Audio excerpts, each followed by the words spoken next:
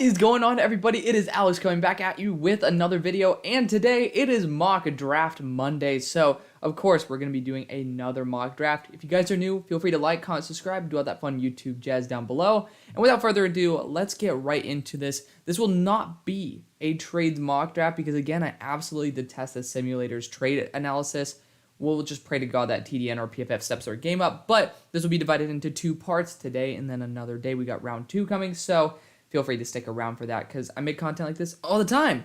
Would love for you guys to join the community. Just breached 5,000 subs, so thank you guys, of course, for supporting. As always, let's get right into the video. So with the number 1 overall pick, we now have the Houston Texans, and somehow Detroit beat Green Bay. Let's just not talk about that until their pick, but it's pretty obvious. I know a lot of people are saying, oh, well, Davis Mills did, like, all right. He just, when he doesn't force throws, he's good. Here's the problem. He's forcing throws. And you do have some really good receivers. You have some really good offensive linemen. And you have an amazing star running back. He, I believe, is the real reason why you're not succeeding. Like, you're just, the ceiling's super capped. And I do like Davis Mills. And you could probably trade him for a third, if not a second-round pick. But Bryce Young just elevates that. He makes mistakes very rarely. He creates. When there's nothing there, he will create a play. And sometimes that leads to a pick. Sure, like we saw that last week versus LSU, but he also makes some incredible plays that other players just can't. Now, he is a sub 200 pound, 6 foot quarterback, and that has never been seen before. But he is so much better than everybody else in this class, and I've been pretty strong on that. That's why I kept the big ground between him and CJ, and it's pretty obvious that there is a large discrepancy between the two. So I'm going to go Bryce Young here. Again, I think that's the best case scenario for the team. But if you are sitting here, you are the Panthers, you have to go quarterback unless it's pretty much Will Levis or nothing else. And I would go CJ again.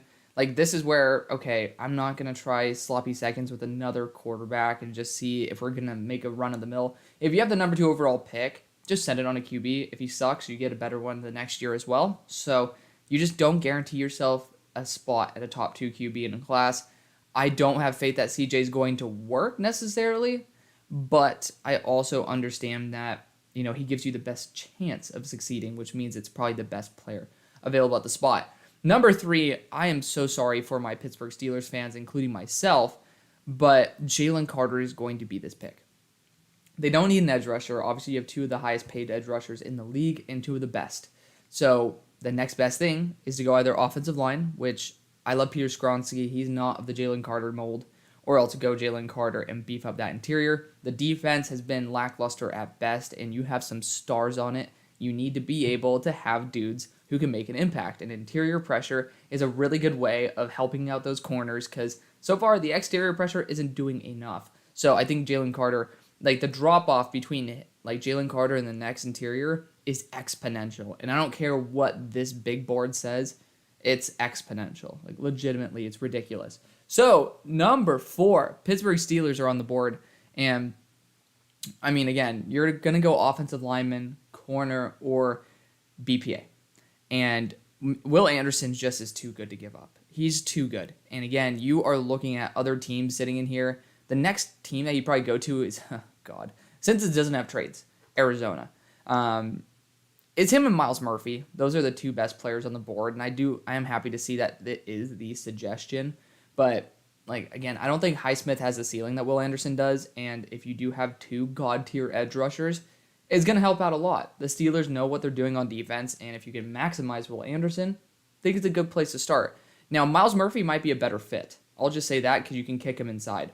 That's my only discrepancy, so that would be the one thing I'd be hesitant on, but sometimes you just got to swing and see if you hit. And Will Anderson's a pretty damn good bet that he's going to hit.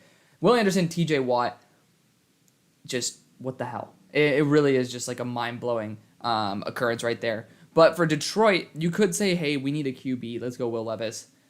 I don't think that's worth it. You have these great picks. You can go like Hendon Hooker in the late second since he didn't perform well versus Georgia. You can go after pretty much anybody. Like, I mean, hell, this early second pick is probably best suited at a quarterback position, probably like Tanner McKee, who I'm probably not going to draft in the first. But Myles Murphy, I mean, again, he's somebody who can create interior pressure if you put him inside. He can create exterior pressure. He's super smart. He works his ass off. And again, he helps out in the run. And we've already seen that this defense needs a lot of help. Myles Murphy's a great way to kickstart that. He's the best player on the board. I thoroughly believe that he is the best case scenario for the team. So Jacksonville. Kelee Ringo should not be an 8th overall player on the board. But it's a weird spot because I really do want to go corner for you guys, and I do think that's a legit position to target. Somehow you're scraping out wins, so power to you. If I'm not mistaken, you guys beat Vegas this past week, so good for you. I would like to go after an offensive lineman or a corner. I know that you also could use help in the receiving room. You don't know if Calvin Ridley's going to come about, but I'm a little bit worried about the inconsistencies with Quentin Johnston. He's a really good receiver, but he does disappear. So for me, I want to go a corner here. I do. God, let's get that highlight out of there. But when looking at it, Christian Gonzalez, you should see the type of picks this guy makes. He's going to be on stock up this week. I'm having a 2-weeker because, again, at this point in the season, there's just not enough discrepancy week to week to be able to say stock up or stock down for a player. Now they're kind of in their role. We have to see a little bit of a trend before knocking them or raising them. Christian Gonzalez is a dude who's going to be raising up the board big time. He had 2 incredible picks. One of them, he left his own coverage to be able to moss, just absolutely go freaking Darrelle Revis on somebody. I'm a huge fan of Christian Gonzalez. He's a really good player, really good build, great in press. He's been performing at a top level his entire college career. He might be taking the spot here because I think he's a better man corner than Joey. And Kelee started getting diced up by Cedric Tillman before he had that one crazy pick where people are like, oh, he ran the route for him. To be fair, it's a fucking streak. You just got to run. But Keele's still great. I'm not going to be knocking him too far, if at all, this week. I think Christian Gonzalez might be the best man corner not injured in the class. I think that's a great move for the team. I know that's going to be very unpopular. I know. But that guy's talent level is through the roof. I guarantee you he's probably going to be in the top 10 eventually on my big board. And I am I know what I want when it comes to corners. He's one of them. So for the Cardinals, I definitely think corners should be a route that we look at here. Edge rusher for sure, and I do have some guys who are worthy of this pick, but I also know in round 2 I can get that. So for me, I like corner here as well. Joey Porter feels really solid in the scheme, really good player. Kelee Ringo, though, if I'm not mistaken, am I tripping? I thought Kelee is from the area. I think he is. I remember you guys are saying he played in that area, so I'm going to go with the guy. He does fit the scheme very well. I honestly think he fits better than Joey, but I love Joey's ceiling. Definitely the move for me. Offensive tackle has to be the move here. You got a large wide receiver who got 13 yards in game 1, so whatever. But it's pretty obvious Justin Fields could definitely be a franchise quarterback, and I know that I'm going to be the one who's late on that train, even though I loved him from the beginning. I just need to see more than 120 passing yards in a game. And Peter Skoronski is a great way to get that rolling, and he definitely helps out day one in the run game. I'm a big fan of Peter Skoronski on this team specifically. Pick number 9, Green Bay. So, I mean, you better get a wide receiver if you're here, right? I know you guys have fucked up enough, but you showed at least you tried to go after multiple wide receivers. I'm hoping this is where you guys finally okay, we need to get a wide receiver. And hopefully you guys don't just draft Will Levis. I would lose my shit. But it is what it is. The Eagles are here at pick number 10. And I think if you're here, there's no doubt in my mind Joey Porter's the man for you. It's just no doubt in my mind. He fits literally like a glove. It's my favorite fit in the draft. Them and the Steelers, because obviously his dad played for the Steelers. But Philadelphia, great place for him to be. He certainly has that moxie to him. He's great in the run support. Garrett Bradbury's going to cost a pretty penny, and I just hope that you can get great value with Joey Porter. Of course, this pick could be moving up. This is before Monday Night Football, after all. So if that happens, then next week's video is going to be really fun, drafting one of the even better players for the Eagles. Pick number 11, Seattle Seahawks are on the board. And if I'm not mistaken, I think this is Denver's pick. So if I'm sitting here at pick 11, I do like the linebackers in this class, but I can definitely select one at 41 and be perfectly happy. I would still consider offensive line here because I do just love continuing to bolster it, but you got the tackles filled. There's no reason to take a guard at 11. Therefore, or just a pure guard at 11, because sometimes you can have a guy play a guard for a year and move to tackle, like I like to do with the Houston Texans. So I think defensive edge, probably the best way you can go. Isaiah Foskey, I don't think he's worth a top 180 pick from my own studies of him multiple times. Every time I keep dying to be proven wrong, and he's just not it. I know that safety actually is something, so I criticized a mock draft for taking safety, and it's 100% my fault, which I'm glad that you guys criticized me down in the comment section and let me know, because you guys run 3 safety sets, so it's kind of nice to be able to hear that. Obviously, I'm not going to take one here, but I want to give a shout out and obviously say that I'm not always right, and that's why I depend on you guys to help check me where I need to be checked. So I want to go an edge rusher here. I think the value is best here. You got Felix Anudike-Uzomah, Jared Verse, but I've been doing this for a hot minute. It's one of my favorite players in the draft, and I think he definitely fits this scheme perfectly, and I think I already passed him too. Right, he's on defensive line. My bad. So it's going to be Isaiah McGuire. So I'm a huge fan of this guy. He is just watch his game versus Broderick Jones, and you'll understand my love for him. He's on another level. Just trust me on that. He really is. I think he's just pretty much a slightly worse version of Myles Murphy. And if you guys want to see, I have a full breakdown of this in my video where I just graded the edge rushers. Go check it out. It's just up. It's very recent. So put a lot of work into those as well. So definitely check that out. Pick number 12, Detroit. So we got Myles Murphy. That's awesome. I do think a linebacker is technically in play here, but I don't really know if that's exactly a necessity. I do still like the idea of a corner at this point. I don't know why it keeps us down there, but Garrett Williams and Jalen Jones, I would love Jalen on this team. I think that you guys probably prefer a more athletic corner than Jalen. I feel like he's going to be in like the 4.48 range, which is still solid. He's definitely maybe 4.5 flat. He's not an elite athlete, but he is a top tier defender. I mean, hell, he's let up. So I think he's let up 49 yards. Yeah, 49 yards. And this is not counting the Florida game, which I don't think he let up anything in that game either. But regardless, 49 yards up until last week. And he let up 38 in week 1. Guy's pretty damn special. So to me, it's Garrett Williams or Jalen Jones. I think Garrett Williams fits a little bit better. His ceiling's higher than Jalen Jones. So for me, I think he fits better as well. You guys can debate that down in the comment section, but I'm a huge fan of Garrett Williams. You got to continue. I would personally trade back from the spot to be able to get someone like Garrett Williams or Jalen Jones. We don't have trades. I know I like to take these corners. I'm very high on them. So with that knowledge, I have to take them early, have to take them often. Pick number 13 for the Texans. So again, you could go a plethora of routes. I like the idea of potentially going after an edge rusher here. You have some great ones on the board, but I also know they'll be there in round 2. So another position for me to go, linebacker. You still got Trent Simpson on the board. But again, at 32, I think I'm more than happy potentially drafting a linebacker there, or 64, because this class randomly got a lot better, and I'm very happy to hear that. But a position I really want to look at is offensive line. Paris Johnson, I regraded him. He got a little bit better. So I realize he's definitely still extremely raw. He still definitely is not a guaranteed NFL starting left tackle. He has some good reps in there, but he does taper off as the game goes on. Same thing with Olu Fashanu. He got better, but not much better. So I'm not fully sold on those guys. Anton Harrison, I think I am. And he can play guard and he can play tackle. He also is, relatively close to Houston. You see, OU is always playing over in AT&T. So with that being said, well, not at AT&T, at the, I'm tripping balls, but you guys know what I'm talking about, the Cotton Bowl. So I think that Anton Harrison is going to be a great move for the team. You do have potentially, you've talked about trading Laramie Tunsil before. You're going to have to pay Titus Howard, and that's $20 million a year. You have Kenyon Green, but you also need to fix those other spots. So if you want to put Titus Howard on a franchise tag, you could go a different position for sure. But I'll just caution this. You don't want to have to pay a shit ton of money for somebody who isn't worth that type of money.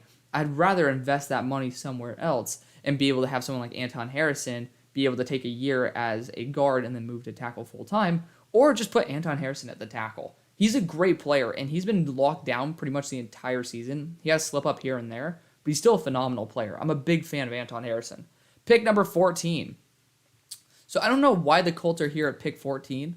I thought they had pick number 4, but regardless, we're not even going to talk about the coaching hire that just happened.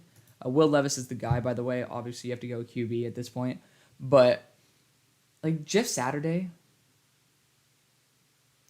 again, Jeff Saturday, I love the idea of the emphasis in the offensive line. And I think that besides quarterback, we're going to be seeing offensive line a lot. That's really, really, really concerning for me. You're pretty much bringing in, so you already have 2 head coaches on your roster, pretty much. You have Gus Bradley, who's Bennett, and John Fox. Now, I don't exactly think they're the best, but you also have, I forgot the guy's name, but he's an up-and-comer. You have 3 guys who are really good candidates inside the locker room. And then you bring a guy who's never coached. I don't think he's ever coached a down of NFL football as interim head coach. Very weird. Very weird to say the least. But we'll keep pushing on. Atlanta, sitting here at 15, I honestly wonder if they just did it like, hey, listen, you get a nice pay bump, and then we're going to probably let you tank, and then we'll get a QB. It's a potential thing that could happen. But if you are sitting here at number 15 for the Falcons, I think Bijan Robinson definitely is in the mix. A lot of teams just love him, and he does have that special factor to him. He just makes plays left, right, and center. And I'm a huge fan of him. I think edge rusher and corner also really are like amazing positions to target. And I know running back's going to be there for me in the second round. I like Jalen Jones to this team. He's an absolute freak. Doesn't exactly fit based off of his athletic profile, but my God, can he clamp down? And he's just going to be phenomenal no matter what you do. Pick 16, another team that could honestly use a corner, and another team that might be drafting one.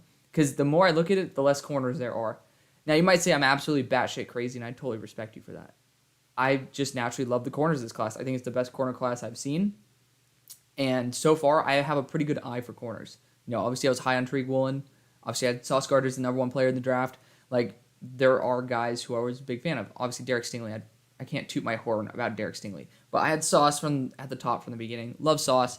And then, you know, Tariq and Kirby Joseph. DBs seem to be the thing that I'm strongest at right this moment. So, for me saying that, I have a pretty strong feeling that this cornerback class is way better. Not at the top, but just overall. Because I don't think anybody's beating Sauce. But I think some of these guys could be better than Stingley. And that's saying a lot. I did like Stingley quite a bit. But if you are sitting here, you are Washington.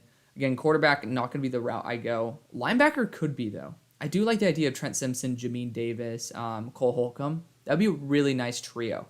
And we don't have another pick till 46, and I have a lot of teams in front of them that could be looking at a linebacker. So it is good value, and you could end up drafting another zone corner there. There are some really good guys. You could also go to free agency for it. Hell, there's Tyreek Stevenson that you could still get too. So for me, I don't think it's necessary to go Cam Smith. It is probably the best player to go, but I really want to clamp down on Trent Simpson because he's going to test out of his mind, and he has been taking steps up every single game. So it's good for him. I really like Trent Simpson. Glad to see that he can make it into the list, again, for a team that has taken athletic linebackers in the first. So New England is next, and we still have, I believe, majority of the wide receivers on the board. So Jordan Addison, I'm still sticking to my guns here. I don't know why people think Jackson Smith and Jigba is all that. Honestly, we've kind of seen that the offense is great even without him. And I don't even really remember Jackson Smith and Jigba's impact now that you see guys taking steps up. He's not nearly as good as Marvin Harrison, so there's no way in hell he should be remotely close to where Marvin Harrison would get drafted. But pick number 18, the Bengals, again, there's way too many hiccups happening on the offensive line. To me, that is my priority number 1. But I also know guard and center could be something I target in round 2. Eli Apple's going, and I do like the idea of Cam Smith on this team. Not exactly the guy who I'd fit perfectly, but it's BPA, and again, I really do need to target that spot. I'd rather spend more money on better offensive linemen than try to continue patching it with nobodies or paying $20 million to be able to get somebody who is, remotely close to what Cam Smith can bring.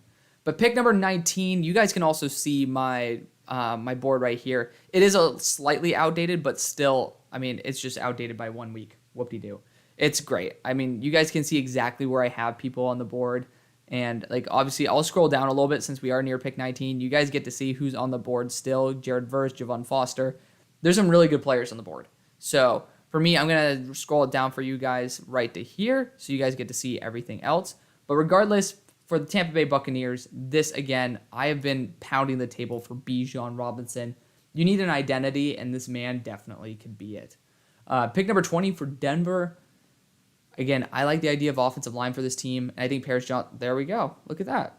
Cheers to the mock draft database simulator for actually knowing what to do. Good for them. I like it a lot. I think it's a good pick. Obviously, getting protection is probably priority number one. Either you develop an identity through the run, or else you protect Russ and start continuing to develop an identity through the pass game. But pick number 21 for the Chargers, it's a team that could definitely use a linebacker.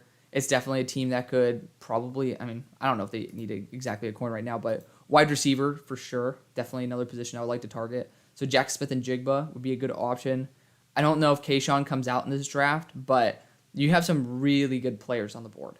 And I'm pretty comfortable pushing off wide receiver to another round, tight end as well. I do like the idea of offensive line here. I do, but I don't know if they go after 2 offensive linemen. To be fair, right tackle is not guaranteed secure. So I do think Broderick Jones would be great value here. So that's where I'm going to go. I like Broderick Jones as value right there. Good player. And pick number 22 for the Ravens. We'll see if they re-sign Roquan, because otherwise I'm taking someone like Noah Sewell here. Jack Campbell would be a sneaky option for a team that has to reach, but we all know the Ravens don't reach. They just never reach. Again, it kind of sucks because I really want to go corner here. I've kind of depleted the stock. Tyreek Stevenson would be nasty on this team, though. We're going to go Tyreek. I know he's had a little bit of a tough year, but his frame, 6'2", 212, he's going to test very well at the combine.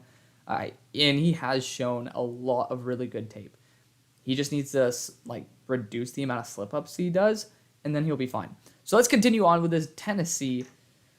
You guys should have won last week, honestly. I'm pretty sure that, it should have been OPI, it should have been game over, and you guys should have walked out of there with Malik Willis throwing 80 yards. It sucks that Malik hasn't been able to take a step up, but we all knew he's going to be very uncomfortable for at least a year, and it's looking like that's pretty damn factual.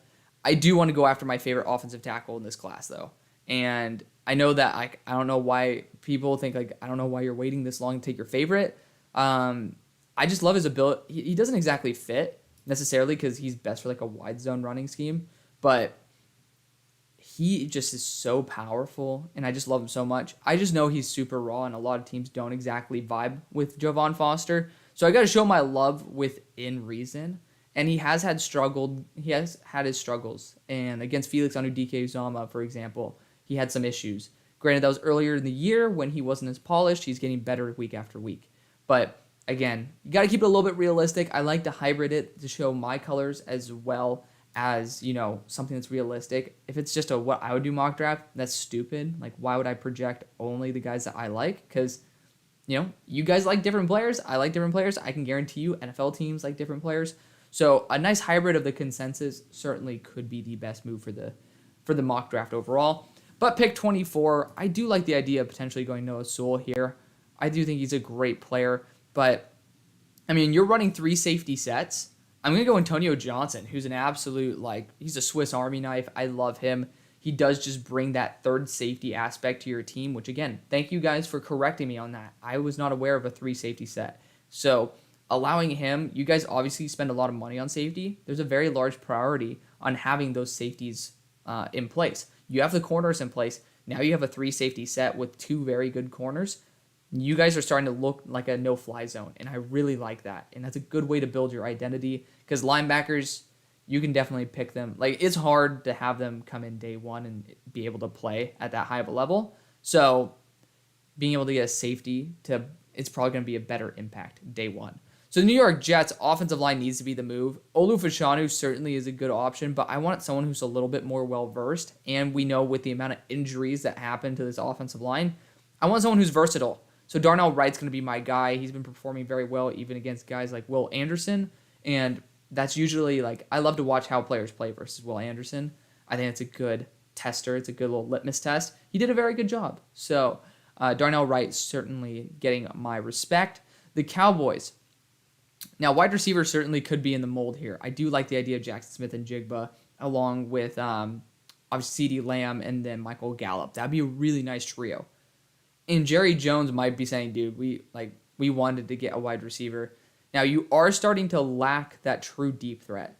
But I think that's perfectly fine. If you get a very good after-the-catch threat in Jackson Smith and Jigba, this is a good range for him. As you guys can see on my board, where do I have Jackson Smith and Jigba? I have him at 37, so this is within a very solid range to be able to take him.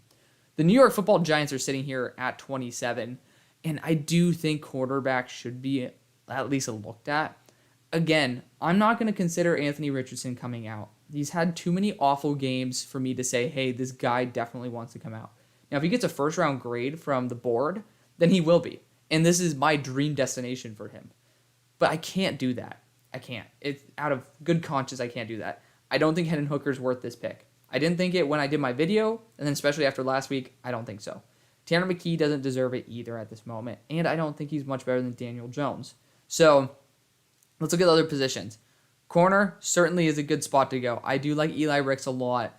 I just absolutely detest this whole, I do not like their big board at all.